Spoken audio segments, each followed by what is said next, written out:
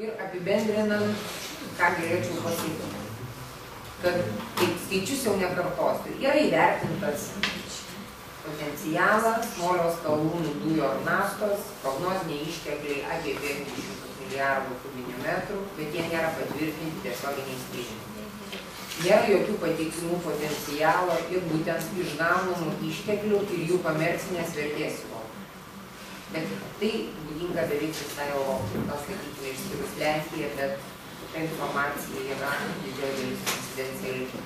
Ir kas dėl specifika, tik režimas įrodo ekonominį rentabilumą tų išteklių. Tiesioginiai tyrimai tik pradedami, kaip jau minėjau, licencijavimo konkursas, nes turi būti nustatyta, kokio tipo tai ištekliai, ar juos galima išgauti, kiek jų galima išgauti ir tas kiekis ir ar ta gavyba bus ekonomiškai rentabili. Klausimai, kurie yra tikrai neatsakyti.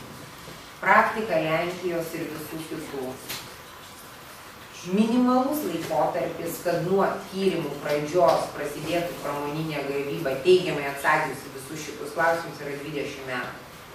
Tai nėra artimiausio 5-mečio, ta prasme, mano geologo nuomonė, aš ne energetikas, kalbėt, kad jau po 5 metų mes galime nutęsti, ištiesti vamzdynus, net jeigu viskas atsakoma.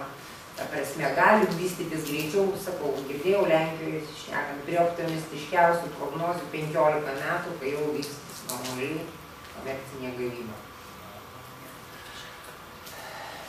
Tiek paieška šių išteklių, tiek žvalgyba ir gavyba privalo būti vykdomos laikymis labai griežtų aplinkosaugos reikalavimų. Vėl ir kas buvo strategijoje pagal aplinkosaugos principus. Ir netradicinių šių angliavandenilių sektoriaus vystymui yra būtinas teigiamas visuomenės ir politinis požiūris ir labai glaudus tiek reguliuojančių institucijų, naftos bendrovių, tyrėjų visuomenės požiūris ir bendradarbiavimas, pasveriant visus taip ir ne.